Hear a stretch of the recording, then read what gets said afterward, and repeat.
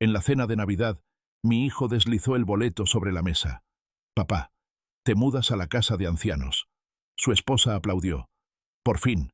Yo asentí. Abrí el portafolio y puse el documento frente a ellos. En este momento, justo entonces, entró un hombre a la casa y empezaron a temblar. La traición de mi hijo y mi nuera no quedará impune. Ahora pagarán el verdadero precio. Antes de seguir, suscríbete al canal y escribe en los comentarios qué hora es ahorita en tu zona. Papá, usted ya no puede seguir viviendo solo. Hay que ser realistas. Esas palabras me las dijo mi nuera Carmita con la misma dulzura con la que uno le anuncia a un perro que ya llegó la hora de dormirlo. Sonrió. Yo la miré. Y pensé que si la dulzura fuera veneno, esa mujer llevaría años envenenando todo lo que tocaba. Me llamo Rafael Estrada Montoya. Tengo 67 años y vivo en Oaxaca de Juárez, en la casa de la calle García Vigil, 348 que compré cuando mi hijo Leandro todavía usaba pañales. Pasé 30 años escribiendo para El Imparcial de Oaxaca. Reportajes, investigaciones, columnas que a veces hacían temblar a más de uno. Aprendí a leer personas antes de que abrieran la boca. Es un don incómodo, sobre todo en familia. Ese día había llegado a casa directo del Centro de las Artes de San Agustín, donde tenía expuestas 3 xilografías que me había llevado 4 meses grabar. Las vendí todas. 18.500 pesos. No es una fortuna, pero es el resultado de algo que hice con mis manos y mi paciencia. 2 cosas que en esta vida nunca sobran. Entré al zaguán con el sobre en la bolsa del saco y una especie de satisfacción tranquila, la misma que siento cuando acabo de tallar una línea perfecta en la madera. Fue entonces cuando los escuché. La voz de Leandro, baja y rápida, desde la sala. La evaluación ya está lista. Dice que el terreno solo vale más que lo construido. Si lo sacamos antes de que... Silencio. El tipo de silencio que se produce cuando alguien nota que ya no están solos. Aparecí en el umbral de la sala. Mi hijo, 38 años, traje de trabajo, corbata aflojada, tenía en la mano unos papeles que dobló de inmediato. Carmita estaba sentada frente a él con una taza de té que de repente encontró muy interesante. Los dos me miraron con esa expresión que los culpables practican frente al espejo, la de quien no estaba haciendo nada malo. «Papá», dijo Leandro, «no te oímos llegar». «Ya lo sé», respondí, y fui a la cocina a buscar agua. Leandro trabaja como gerente en una agencia de viajes llamada Horizonte Viajes. Vende sueños empaquetados a gente que puede pagarlos. Con esa misma habilidad, lleva años vendiéndome a mí la idea de que es un buen hijo. Durante mucho tiempo yo compré el paquete completo. ¿Cuándo cambió? Difícil decirlo con exactitud. Un reportero aprende que los cambios importantes rara vez ocurren de golpe. Se acumulan en capas, como barniz sobre barniz, hasta que un día la superficie cruje y ves lo que había debajo. Leandro se casó con Carmita hace 9 años. Ella llegó con sus planes bien ordenados en la cabeza, como archivos en una carpeta. Yo fui catalogado desde el principio. El suegro, el que tiene la casa, el obstáculo. La cena esa noche fue un ejercicio de silencio administrado. Carmita puso la mesa sin mirarme. Leandro habló de su trabajo con esa locuacidad nerviosa que tienen los hombres cuando quieren llenar el aire de palabras para que no quede espacio para las preguntas. Yo comí despacio. Escuché. Observé. Fue al final, cuando ya retiraba los platos, cuando Carmita soltó la frase con su voz más cuidadosa, más envuelta en algodón. «Oiga, papá, usted debería pensar en algo más cómodo. Ya está grande. Subir esas escaleras todos los días. Hay lugares muy bonitos ahora, con atención médica y todo». Le clavé la mirada 3 segundos. Ella sostuvo la sonrisa. Leandro estudió su servilleta. «Qué amable», dije, y me levanté de la mesa. Subí a mi estudio. Me senté. Encendí el escritorio y abrí la gaveta donde guardo los documentos importantes. Escrituras. El testamento que hice hace 15 años. Comprobantes de impuestos. Todo estaba en su lugar, pero algo no estaba bien. Cuando uno pasa 30 años ordenando archivos en una redacción, desarrolla una memoria espacial casi ridícula. El sobre café donde guardo las escrituras estaba 1 centímetro más adentro de lo que yo lo dejo. Siempre lo dejo al borde, para sacarlo rápido. Lo saqué. Lo revisé. Todo estaba. Pero alguien había estado ahí. Abrí mi cuaderno de notas, el mismo tipo de cuaderno Scribe que usé toda mi vida de periodista, y anoté la fecha. Luego escribí una sola palabra: valuación. 30 años cubriendo a personas que creían que sus planes eran invisibles, me enseñaron algo muy simple. Nadie es tan discreto como cree. Todos dejan rastro. Y yo, a diferencia de muchos, sé exactamente cómo seguir uno. Abajo, escuché cerrarse la puerta del cuarto de Leandro y Carmita. Me pregunté cuánto tiempo llevaban preparando esto. Luego me respondí: no importa cuánto tiempo llevan. Lo que importa es cuánto tiempo me queda a mí. Saqué la llave del cajón con cerrojo que hay en el lado derecho del escritorio, ese que nunca le mostré a nadie, y lo abrí. Adentro, carpetas con años de documentos, recibos, contratos, una libreta con nombres y números, los archivos de una vida entera. Tomé el cuaderno Scribe, pasé a la segunda página y empecé a escribir.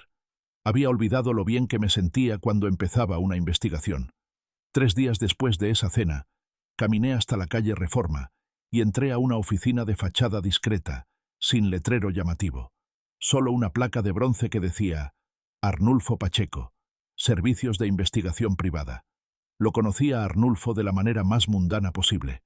Hace 5 años escribí un perfil sobre exelementos de la policía municipal que habían encontrado nuevas vocaciones. Él fue uno de mis entrevistados.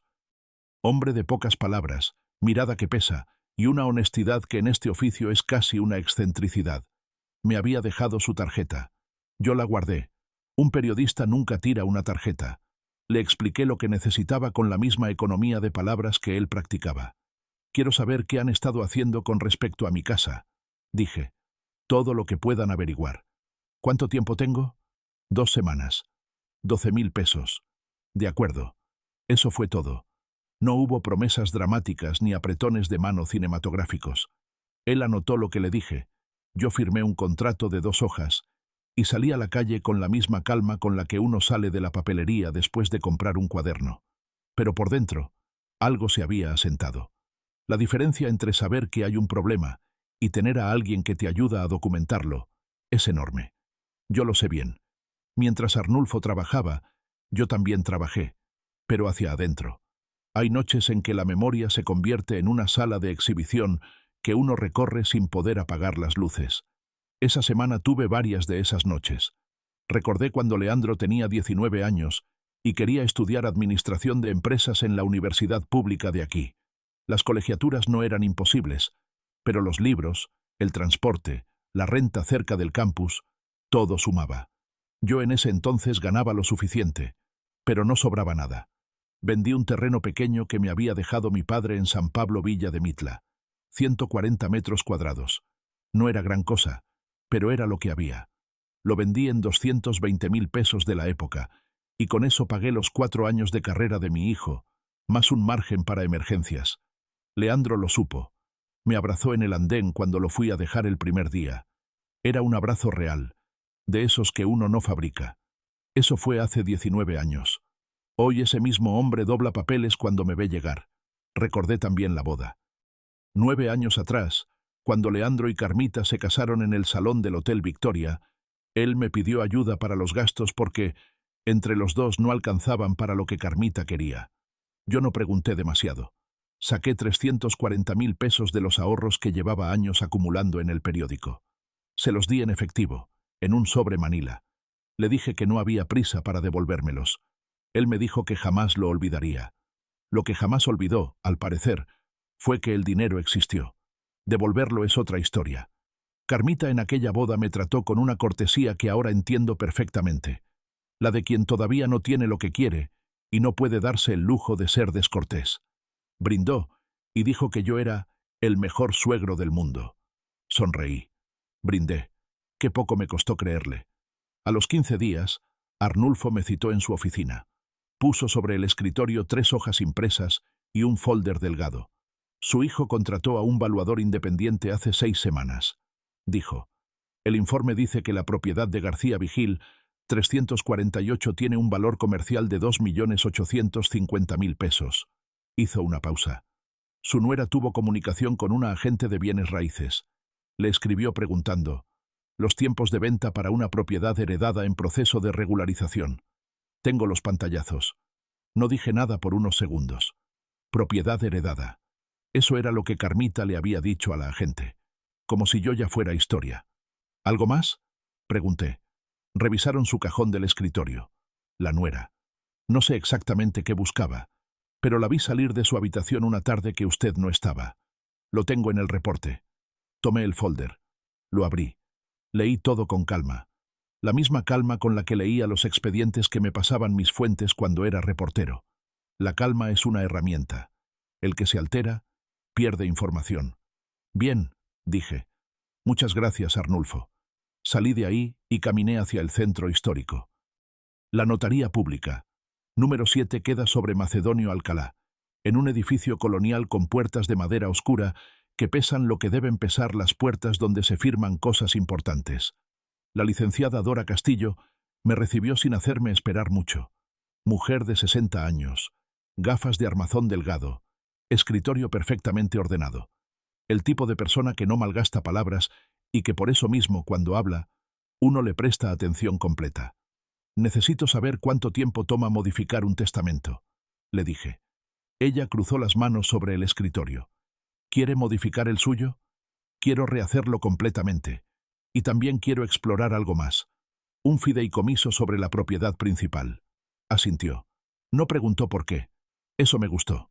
El testamento nuevo lo podemos tener en una semana si usted trae todos los documentos. El fideicomiso requiere coordinación con la institución bancaria. Son entre 3 y 4 semanas en condiciones normales. ¿Y el registro público? Eso es aparte, pero lo gestionamos nosotros. Me explicó los costos, los tiempos, los pasos. Yo tomé notas en mi cuaderno Scribe. Cuando salí, ya tenía en la cabeza la estructura de lo que iba a construir. Esa noche entré a la carpintería del fondo de mi casa, mi taller, y encendí la lámpara de trabajo. Tomé una plancha de madera de zapote negro que llevaba semanas esperando y empecé a tallar. La xilografía exige paciencia. La gubia no perdona los movimientos bruscos. Hay que saber exactamente qué línea quieres antes de hacer el primer corte, porque la madera no olvida los errores. Tallé hasta las 2 de la mañana. Tenía mucho en qué pensar, y ya sabía exactamente qué líneas quería trazar. Hay una diferencia entre ver y observar. Yo lo sé bien. 30 años de periodismo me enseñaron que la mayoría de las personas miran sin registrar. Llevan los ojos puestos en las cosas y no ven nada. Desde que encontré mis escrituras movidas y escuché la palabra valuación salir de la boca de mi hijo, yo dejé de ver. Empecé a observar, y lo que vi me revolvió el estómago, aunque no lo suficiente como para perder el apetito. Carmita, por ejemplo. En los días que siguieron a aquella cena, empecé a notarla con una claridad casi clínica. Tenía un sistema. Por las mañanas bajaba a desayunar con una sonrisa lista, como quien se pone el abrigo antes de salir. Algo que uno hace por costumbre, no porque tenga frío. Me preguntaba si había dormido bien, si quería más café, si no me dolía la rodilla. Una actuación impecable, si uno no sabía lo que había detrás del telón. Pero yo ya lo sabía, y observarla actuar con tanta dedicación era casi admirable. Casi. Un martes por la tarde la escuché hablar por teléfono en su cuarto. No distinguí todo, pero sí lo suficiente. El agente dice que propiedades en el centro se mueven rápido. Sí, pero hay que esperar a que esté libre de complicaciones. Luego bajó a la cocina y me preguntó con genuina ternura si quería que le pidiera a Leandro que instalara barandales en las escaleras. Para que no se vaya a caer, papá. Le agradecí. Dije que no hacía falta. Internamente anoté: ella ya está midiendo cuándo estará la casa libre de complicaciones. La complicación soy yo. Leandro, por su parte, era un caso más interesante y más triste. Mi hijo es un hombre que aprendió a leer los deseos de Carmita como si fueran instrucciones de trabajo. No es maldad pura, es debilidad organizada. Cuando llegaba del trabajo, la miraba primero a ella antes de saludarme a mí, como buscando instrucciones sobre cuál versión de sí mismo usar esa tarde. Si ella estaba de buen humor, él era cordial. Si ella tenía esa tensión sutil en los hombros que yo ya identificaba, él se volvía distante. Era un termómetro humano calibrado para ella. Lo observé una noche en que creía que yo ya dormía. Estaba sentado en la sala con su computadora, revisando algo. Me asomé discretamente desde el pasillo. Era la página de un desarrollo inmobiliario en la zona de Monte Albán. Condominios nuevos, acabados modernos, precio desde 2.300.000 pesos. El modelo seleccionado en pantalla costaba 2.650.000. Hice el cálculo mental de inmediato. La valuación de mi casa era de 2.850.000. Descontando escrituras y comisiones, les alcanzaba justo. Todo cuadraba. Todo era muy preciso. Demasiado preciso para ser espontáneo. Esto llevaba tiempo planeándose. Meses, quizás más. Subí a mi cuarto sin hacer ruido. Abrí el cuaderno Scribe y anoté el nombre del desarrollo. Condominio Altura. Zona Monte Albán. Precio unidad C-14. 2.650.000 pesos mexicanos. Luego escribí debajo. Ellos ya tienen el destino del dinero. Solo les falta la fuente. Me fui a dormir con la serenidad extraña que da saber exactamente con qué clase de problema estás tratando. Don Isidro García vive en la casa de junto desde hace 40 años. Es un hombre de 72, viudo, con manos que parecen hechas de otra madera. Tiene un taller de carpintería en su patio que huele a cedro y a cera, y a tiempo bien empleado. Compartimos la afición por trabajar la madera. Él hace muebles, yo grabo planchas. Tomamos café juntos los miércoles desde hace 20 años. Ese miércoles fui a buscarlo un poco antes de lo habitual. Don Isidro, le dije mientras me acomodaba en el banco de siempre. Necesito pedirle algo. Diga. Si algún día alguien le pregunta sobre un préstamo que le hice a mi hijo para la boda, ¿lo recuerda usted? Me miró por encima de la taza. 340.000 pesos, en efectivo, en un sobre Manila. Yo estaba presente cuando se lo dio. Tomó un sorbo. ¿Voy a tener que declararlo en algún lado? Probablemente no, pero quiero saber si lo recuerda con claridad. Rafael, dijo con esa calma de hombre que ha vivido suficiente, yo tengo 72 años, y todavía recuerdo cuánto pagué por cada herramienta de ese taller. Claro que lo recuerdo. Le di las gracias. Terminamos el café. Hablamos de madera y de poco más. De una veta difícil que él estaba trabajando en un tablón de nogal. De una exposición que yo tenía pendiente para el siguiente mes. Del precio del café que subía sin parar y sin vergüenza. Conversación normal entre vecinos de toda la vida. Pero al levantarme sentí que había colocado una pieza más en su lugar. El plan no era todavía un plan completo. Era más bien un conjunto de piezas que yo empezaba a ver con claridad. El fideicomiso, el testamento, los ahorros, el testimonio de don Isidro. Cada elemento cumplía una función. Un buen reportaje funciona igual. Uno no escribe mientras recopila. Primero recopila todo. Luego entiende la estructura. Luego escribe. Y el primer borrador nunca es el definitivo. Pero sin él, no existe el texto final. Yo todavía estaba en la etapa de recopilación, pero ya veía la estructura con bastante nitidez. La licenciada Dora Castillo me recibió puntual, como siempre. Su oficina en la Notaría Pública número 7, sobre Macedonio Alcalá, tiene esa atmósfera de los lugares donde se firma lo que importa. Madera oscura, estantes llenos de tomos encuadernados, y un silencio que no es vacío sino denso. Puse sobre su escritorio la carpeta que había preparado durante 3 noches. Necesito 3 cosas, dije. Un fideicomiso sobre la propiedad de García Vigil 348. Un testamento nuevo que reemplace el anterior. Y una cuenta separada en una institución que no tenga relación con ninguna que yo haya usado antes. Ella abrió la carpeta sin prisa. Pasó las hojas con metodicidad. El fideicomiso lo estructuramos con Banco del Bienestar, dijo. Usted queda como fideicomitente y beneficiario único durante su vida. Las condiciones de transferencia las definimos juntos, pero en ningún caso habrá traspaso automático. Cualquier movimiento requiere instrucción notarial expresa. Exactamente lo que necesito. ¿La propiedad tiene gravámenes? Ninguno. Está libre desde hace 15 años. Asintió y tomó nota. Luego llegamos al testamento. Tengo un hijo, le dije. La porción legítima que la ley le garantiza es lo único que le corresponde. El resto lo quiero distribuir de otra manera. Le expliqué la estructura. 1.200.000 pesos para un fondo de apoyo a artistas gráficos oaxaqueños que formalizaríamos después. La casa para don Isidro García con condición de uso para taller abierto. Y 430.000 pesos en la cuenta nueva, cuya existencia solo ella y yo conoceríamos. ¿Su hijo tiene información sobre sus activos actuales? Preguntó. Tiene información parcial, lo suficiente para creer que sabe, no lo suficiente para que sea útil. Algo en su expresión indicó que esto no era la primera vez que escuchaba ese tipo de respuesta. ¿Plazo? 3 semanas para el fideicomiso. El testamento en 1 semana si puedo. El testamento lo tenemos en 7 días hábiles. El fideicomiso depende también de la institución bancaria, pero con Banco del Bienestar son generalmente 21 días, si toda la documentación está completa. Miró la carpeta. La suya lo está. Salí de la notaría con una lista de pendientes que cabía en media página. Me detuve en la esquina de Alcalá con Murguía y la repasé. Había algo casi satisfactorio en reducir una operación compleja a una lista de pasos concretos. El periodismo te enseña eso. Los problemas grandes no se resuelven de un golpe. Se resuelven paso a paso, documentando cada movimiento.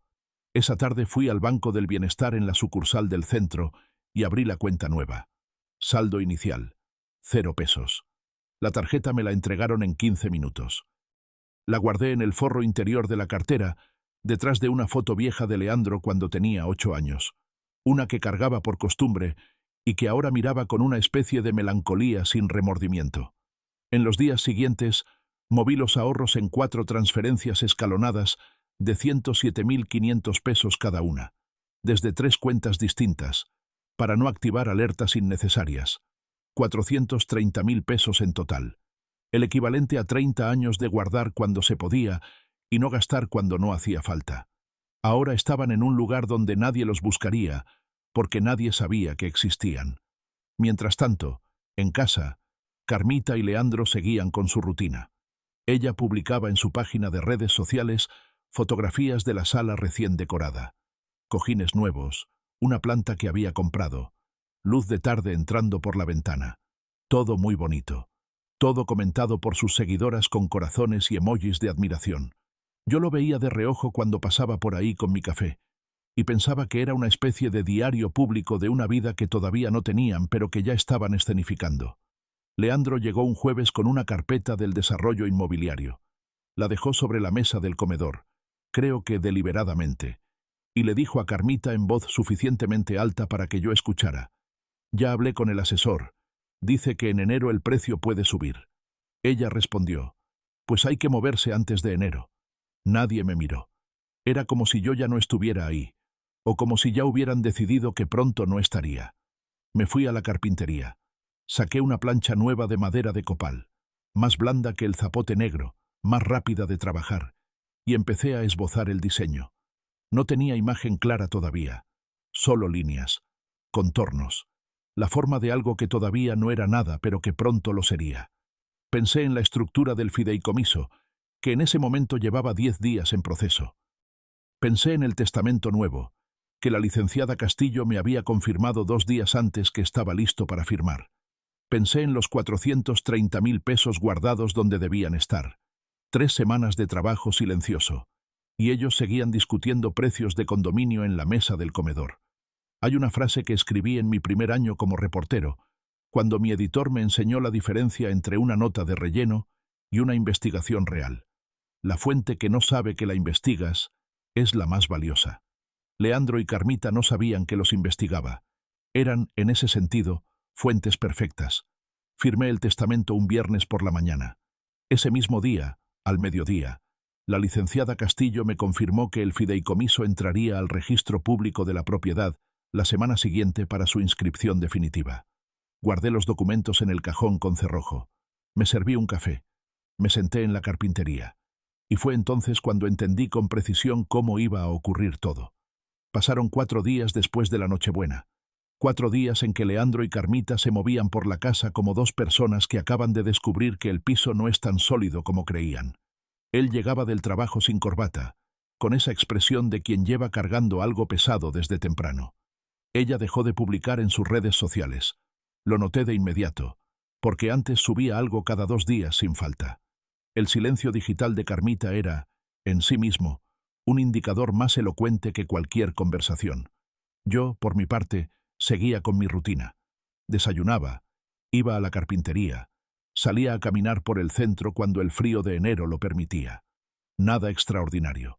Nada que llamara la atención. Fue la licenciada Castillo quien me avisó. Me llamó un martes por la mañana. Directa, como siempre. Licenciado Estrada, su hijo presentó una demanda ante el juzgado familiar. Solicita que se declare su incapacidad legal para gestionar bienes propios. El argumento es la edad avanzada y presunta desorientación. Me quedé en silencio un momento. No de sorpresa, de algo parecido a la satisfacción de quien predijo correctamente el movimiento siguiente en una partida. ¿Quién es el abogado?, pregunté. Alan Domínguez. Tiene oficina en Armenta y López. Es joven, agresivo. Ha ganado algunos casos similares. ¿Cuánto tiempo tengo para responder? El juzgado le notificará formalmente. Tiene 15 días hábiles desde la notificación para presentar su defensa. Le agradecí y colgué. Me senté en mi escritorio y pensé durante 10 minutos. Luego abrí mi cuaderno Scribe y escribí: demanda de incapacidad. Juzgado familiar. Abogado. Alan Domínguez. Estrategia. Evidencia de plena capacidad más origen económico de la operación. Después llamé a Arnulfo Pacheco. Necesito todo lo que Carmita haya publicado en sus redes sociales en los últimos 6 meses, le dije.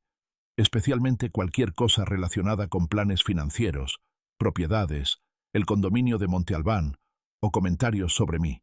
¿Cuándo lo necesita? Una semana. De acuerdo. 4.000 pesos.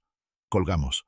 Luego busqué en el directorio médico de Oaxaca y encontré al doctor Humberto Salinas, psiquiatra con consultorio en Reforma, sin ninguna relación previa conmigo, sin ninguna razón para favorecerme. Le llamé y pedí cita para una evaluación de salud mental integral. La secretaria me preguntó el motivo de la consulta. Quiero documentar que estoy perfectamente bien, dije. Hubo una pausa breve. El doctor tiene disponibilidad el jueves a las 11. El jueves fui. El doctor Salinas resultó ser un hombre metódico de unos 50 años, que tomaba notas con letra pequeña y hacía preguntas que parecían simples, pero no lo eran. Pasamos casi 2 horas. Al final me extendió un informe de 4 páginas que concluía, en términos técnicos pero inequívocos, que yo presentaba plenas facultades cognitivas, orientación temporal y espacial completa, memoria funcional para su edad y capacidad de juicio sin alteraciones. Lo guardé junto al resto de los documentos en el cajón con cerrojo. 2 semanas después, cuando el juzgado me notificó formalmente la demanda, ya tenía todo preparado.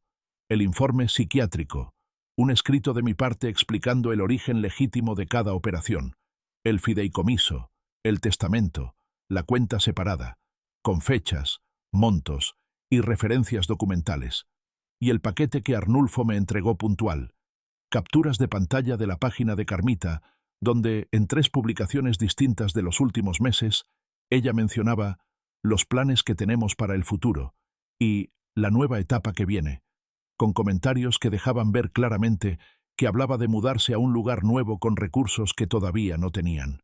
Mi abogado, la licenciada Castillo, me recomendó a uno especializado en derecho familiar, el licenciado Varela, con oficina en García Vigil. Presentó la respuesta dentro del plazo. Adjuntamos todo. El juzgado familiar tardó 3 semanas en resolver. Desechó la demanda por falta de elementos probatorios suficientes. Me enteré por una llamada del licenciado Varela un miércoles al mediodía. Colgué, fui a la carpintería y tallé durante 2 horas seguidas. No de celebración, de descarga.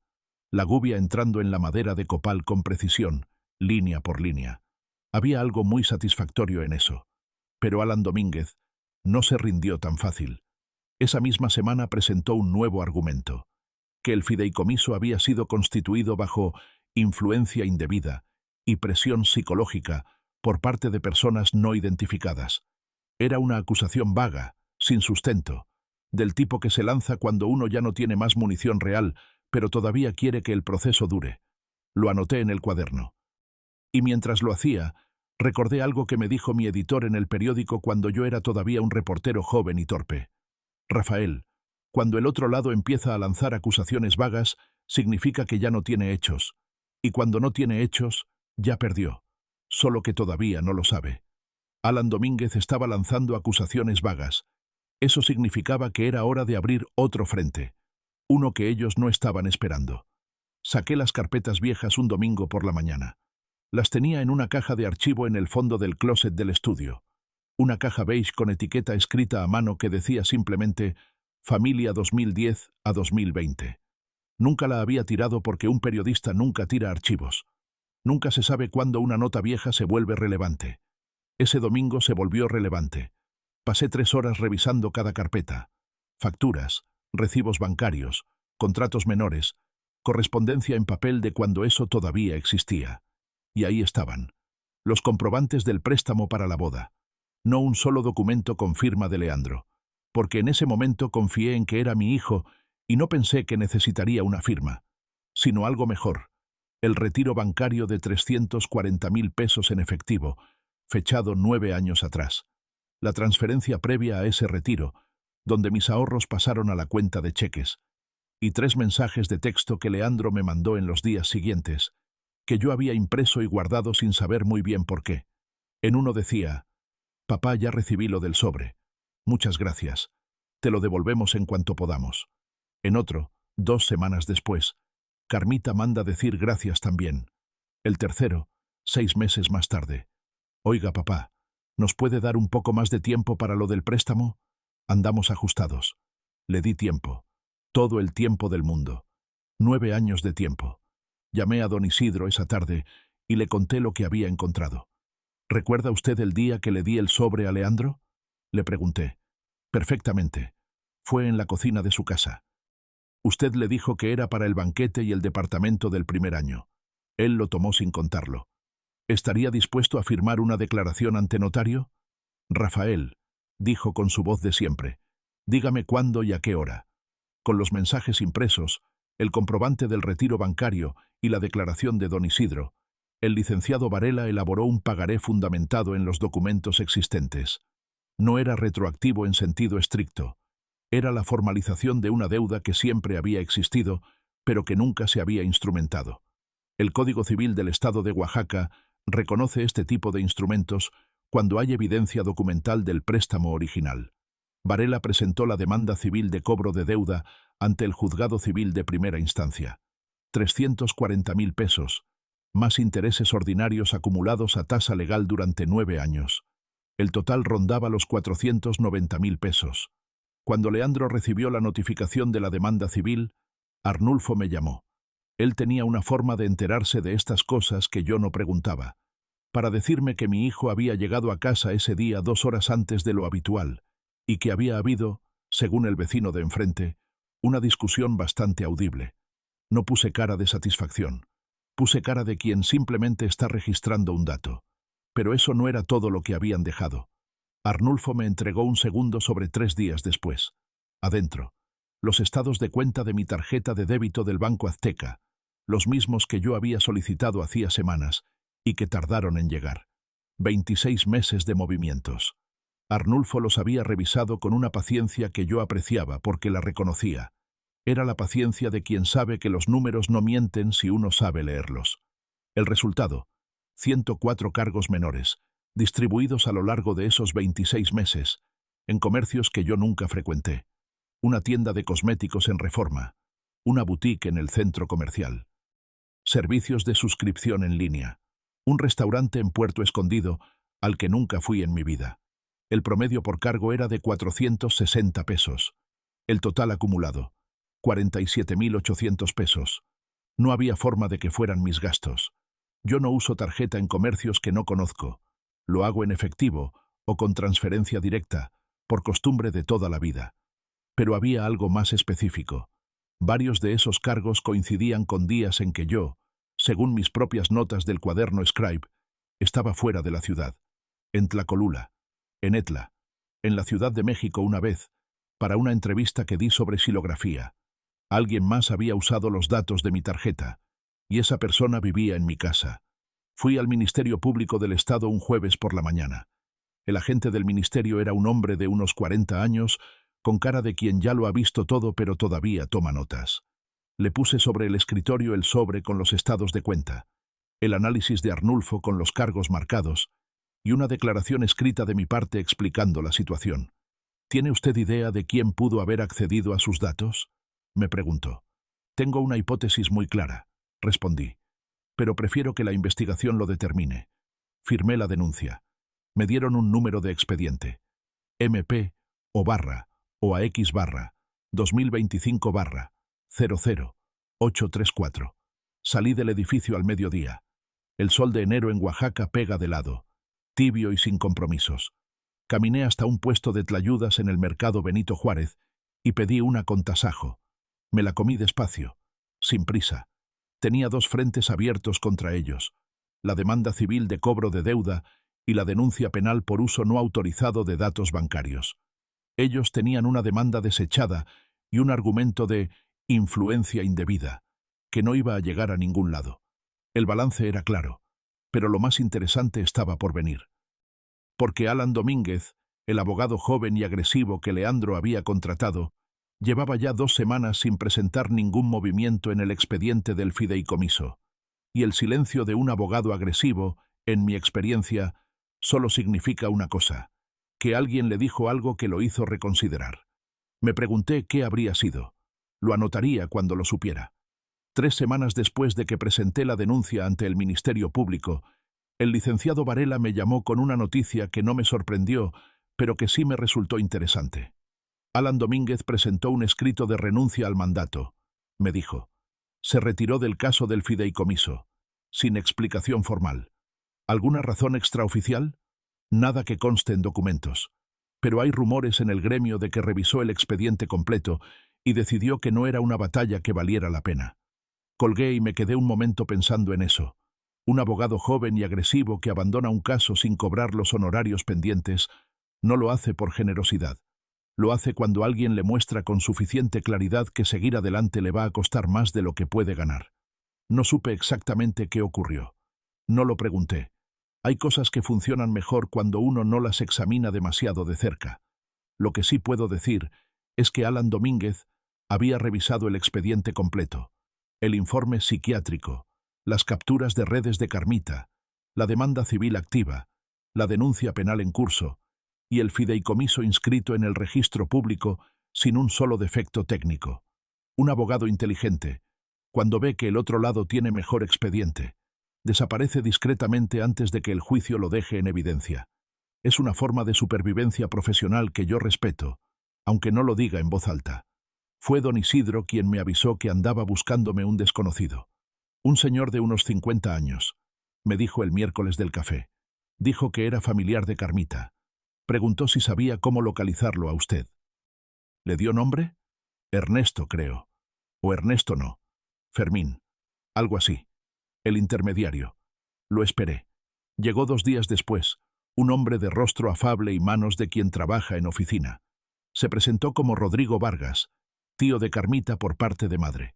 Me ofreció un apretón de mano que acepté y lo invité a sentarse en la sala. Don Rafael, empezó, con el tono cuidadoso de quien aprendió de niño que la diplomacia es un arte de supervivencia. Mi sobrina y su esposo están pasando por una situación muy difícil.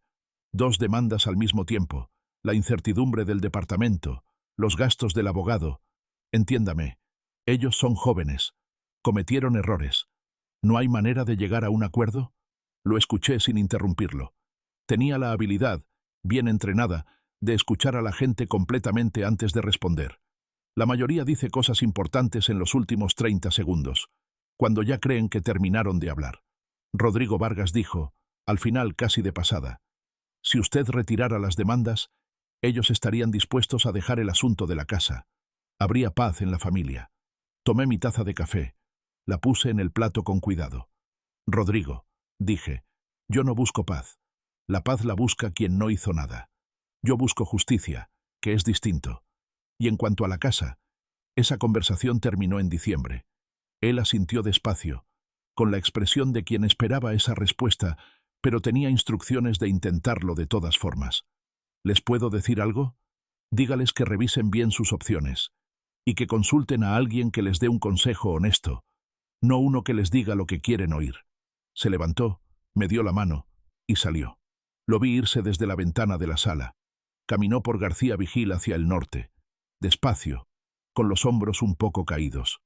El lenguaje corporal de alguien que va a reportar malas noticias y ya está practicando cómo decirlas. Pensé en Carmita escuchando el reporte de su tío Rodrigo, en Leandro escuchándola a ella después.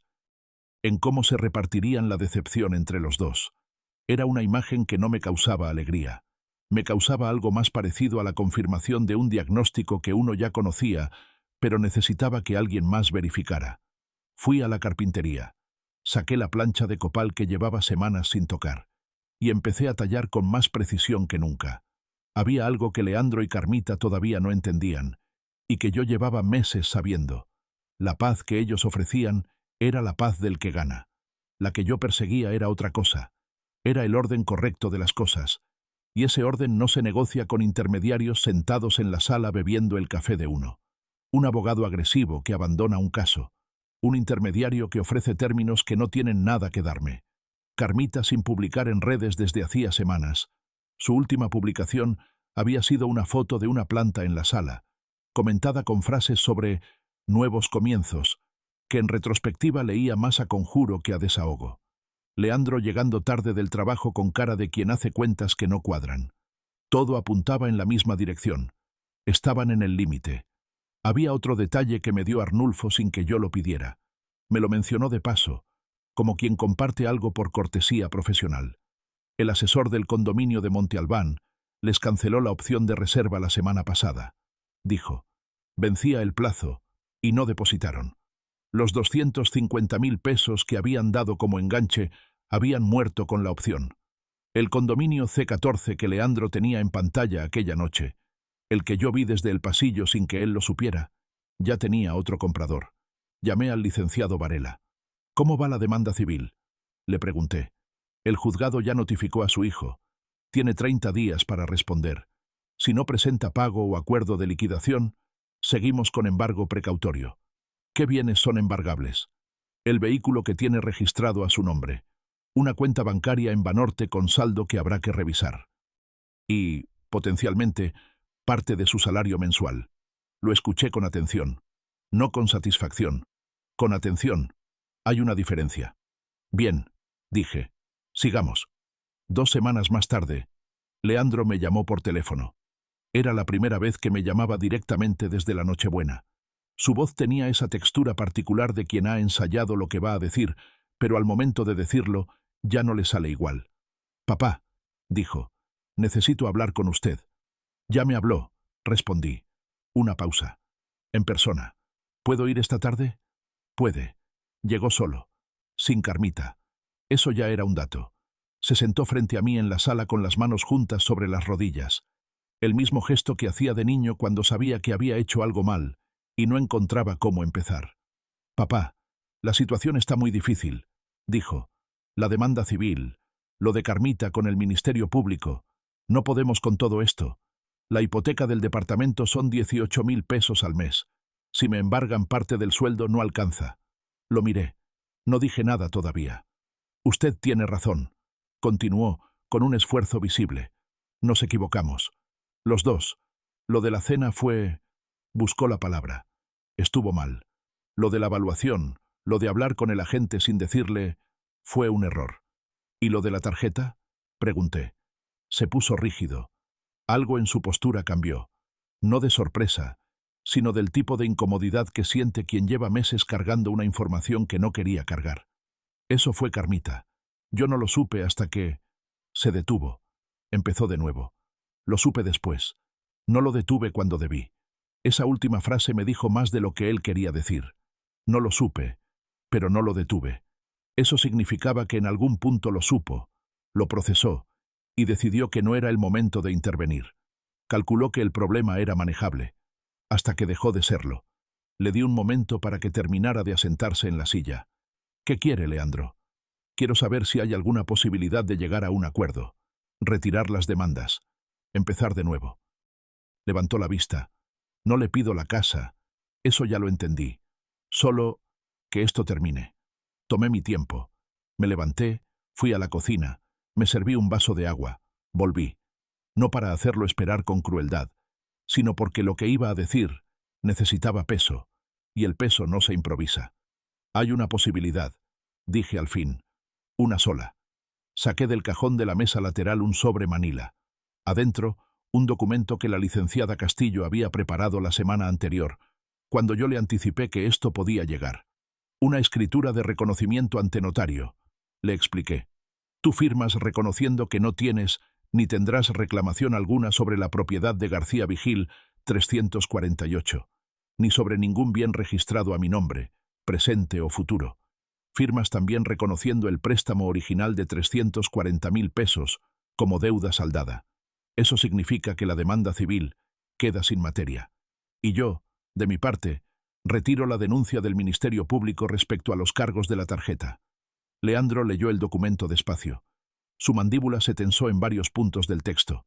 ¿Y si no firmo?, preguntó. Entonces el juzgado civil sigue su curso.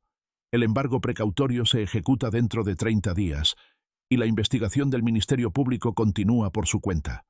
Lo miré directamente. Tú decides, Leandro. Eres un adulto. Tardó 3 minutos en responder. Conté internamente, sin apuro. ¿Cuándo firma la escritura? Esta semana. La notaría tiene disponibilidad el jueves. El jueves fuimos los tres, Leandro, la licenciada Castillo y yo, a la notaría pública número 7. Carmita no apareció. No era necesaria su firma para ese documento, y supongo que su ausencia era su propia forma de gestionar la derrota. Leandro firmó con mano firme. Le reconozco eso. No tembló. Cuando uno acepta las consecuencias de lo que hizo sin derrumbarse, algo en eso todavía habla bien de él. O quizás simplemente ya no tenía energía para otra reacción. La licenciada Castillo selló el documento. Le entregó a Leandro su copia, y a mí la mía. Hubo un momento antes de levantarnos en que Leandro y yo nos miramos. No fue largo. 3 segundos. No dijimos nada. No había nada que decir que no dijera ya la sala fría de una notaría en marzo, con el sello fresco sobre el papel. Salí de la notaría al mediodía, con el sobre bajo el brazo, caminando por Macedonio Alcalá hacia el centro. El sol de marzo pegaba de frente, limpio y sin promesas innecesarias. La semana siguiente hice algo que no había anunciado a nadie. Llamé a mi contacto en El Imparcial de Oaxaca, una reportera joven llamada Valeria que cubría cultura y sociedad, a quien conocía de cuando yo todavía escribía. Le dije que tenía una nota que podría interesarle. Le conté, con la precisión de quien sabe exactamente qué información soltar y en qué orden, la creación del Fondo Estrada de Xilografía Oaxaqueña, un fondo privado dotado con 200.000 pesos y los derechos de reproducción de todas mis xilografías, destinado a apoyar a artistas gráficos oaxaqueños menores de 30 años. La primera convocatoria sería en abril. Valeria publicó la nota 3 días después. Media página en la sección cultural, con una fotografía de mis manos sobre la plancha de copal. El título era sencillo. Maestro xilógrafo Rafael Estrada crea fondo para nuevos artistas gráficos. Esa tarde recibí 6 mensajes de colegas del periódico, 2 llamadas de conocidos del gremio cultural, un correo de la directora del Centro de las Artes de San Agustín preguntando si el fondo tendría relación con la exposición de noviembre. Les respondí a todos. A la directora le dije que sí, que me parecía buena idea vincular el anuncio público con la exposición de otoño. Ni un mensaje de Leandro, ni uno de Carmita, lo cual era exactamente la distancia correcta. Ni reconciliación forzada ni guerra declarada. Solo el espacio limpio que queda cuando las cosas están donde deben estar. Tomé la gubia. Continué tallando. Todavía faltaba algo. No un golpe, sino un cierre. Y los cierres, en periodismo y en xilografía, son siempre la parte más delicada. A mediados de abril, decidí que era hora de moverme. No porque me lo pidieran, no porque la situación lo exigiera, sino porque había una diferencia entre quedarse en un lugar por convicción y quedarse por costumbre. Y yo llevaba tiempo confundiendo las dos cosas. Contraté a un servicio de mudanza pequeño, 2 hombres con una camioneta, y en 2 viajes trasladé lo que era mío. La cama, el escritorio, las carpetas con 30 años de archivos, las planchas de xilografía, la caja de gubias y formones, 4 cajas de libros y una silla que había comprado en el mercado de Tlacolula 20 años atrás, y que todavía era la silla más cómoda que había conocido. Lo que no era mío, los muebles de la sala, el refrigerador, las cosas que habían llegado con Leandro y Carmita, lo dejé donde estaba. El departamento que rentaba estaba en Pino Suárez, a 4 cuadras del Zócalo. 3er piso, con una ventana que daba al poniente. La luz de la tarde entraba directa. El cuarto trasero, que el casero llamaba cuarto de servicio, Tenía el espacio justo para instalar el banco de trabajo y la lámpara de taller. 9.500 pesos al mes. Firmé contrato por un año. El día que terminé de acomodar todo, abrí la ventana. El ruido del centro entró con el aire. Voces, un vendedor de aguas, el campanario de la catedral dando la hora. Me senté en la silla de Tlacolula con un café y estuve ahí un buen rato sin hacer nada en particular.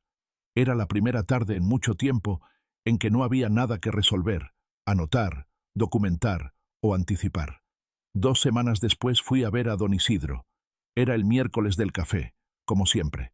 Pero esta vez llevé un sobre. Don Isidro, le dije, quiero que sepa algo antes de que lo lea en algún papel oficial. Abrió el sobre. Adentro, una carta de la licenciada Castillo explicando, en términos simples, que don Isidro García figuraba en el testamento vigente como heredero de la propiedad de García Vigil 348, sujeta a la condición de que la carpintería del fondo permaneciera disponible como espacio de enseñanza de xilografía y oficios de madera al menos 5 años después de la transmisión. Lo leyó despacio. Lo leyó 2 veces. Rafael, dijo finalmente, con una voz que no le había escuchado antes, no era necesario. Usted declaró ante notario por mí. Usted guardó silencio cuando importaba. Usted estuvo. Le serví más café. Sí era necesario. Nos quedamos en silencio un momento. Afuera, en su taller, una paloma caminaba sobre el tablón de nogal que él llevaba semanas trabajando. ¿Y su hijo?, preguntó. Firmó lo que tenía que firmar. Tiene su porción legítima esperándolo en el testamento. 285.000 pesos. No es lo que quería, pero es lo que le corresponde. Don Isidro asintió con la lentitud de quien sopesa más de lo que dice. ¿Y usted cómo está? Era una pregunta simple, de esas que la gente hace, y generalmente no espera respuesta real. Pero don Isidro sí la esperaba, así que la consideré. Estoy bien, dije, mejor que hace un año. En los meses que siguieron, la vida tomó un ritmo que no había tenido en mucho tiempo. Me levantaba temprano, desayunaba en el mercado Benito Juárez, volvía al departamento, trabajaba en la carpintería hasta el mediodía. Por las tardes leía, salía a caminar, a veces visitaba la sala de lectura de la biblioteca pública en la calle Macedonio Alcalá. El fondo arrancó formalmente en mayo. La convocatoria la redacté yo mismo, con el mismo cuidado con que redactaba los encabezados de mis reportajes. Recibimos 17 solicitudes de artistas menores de 30 años. El comité de selección, que integré con 2 personas del Centro de las Artes y una profesora de la universidad, eligió a 3. La primera era una joven de 22 años de Miahuatlán, que hacía xilografías de los mercados de abasto del valle. La segunda, un muchacho de Juchitán, que mezclaba la técnica con letras del zapoteco. La tercera, una mujer de 26 años de la ciudad, que grababa planchas con retratos de oficios en extinción. El afilador, el tinero, el hojalatero. Cada uno recibió un apoyo de 30.000 pesos y acceso a la carpintería de don Isidro los sábados por la mañana.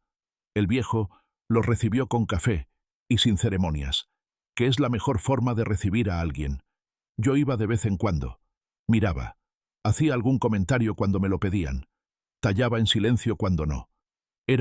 Pensé una mañana mientras observaba a la chica de Miahuatlán sacar su primera línea limpia de la madera, exactamente lo que quería que quedara de mí.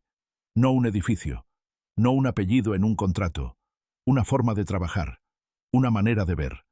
En octubre, la directora del Centro de las Artes me confirmó que tenían espacio en la exposición de noviembre para la serie que yo venía preparando desde marzo.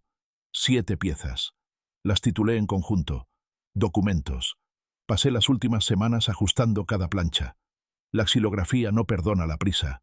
Si uno apresura el último corte, la línea se tuerce y el error queda impreso en cada copia. Trabajé despacio, línea por línea, la gubia entrando en la madera con la paciencia que uno solo aprende cuando ya no tiene nada que demostrar.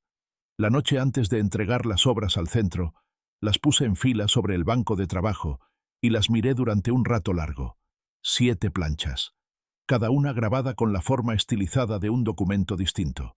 Una escritura pública, un fideicomiso, un testamento, un pagaré, una denuncia, una escritura de reconocimiento, y la última, la que me había costado más tiempo, simplemente un sobre manila cerrado, visto desde arriba, con una sombra larga proyectada hacia la derecha. Nadie que las viera sabría que eran una crónica. Parecerían formas abstractas, ejercicios de composición, estudios sobre rectángulos y líneas. Eso estaba bien. Las mejores historias son las que el lector completa solo. Guardé las planchas en su caja, cerré el taller y me fui a dormir. La exposición abrió un jueves de noviembre, a las 6 de la tarde. El Centro de las Artes de San Agustín tiene esos muros de piedra que hacen que cualquier cosa colgada en ellos parezca más seria de lo que es, o exactamente tan seria como debe ser.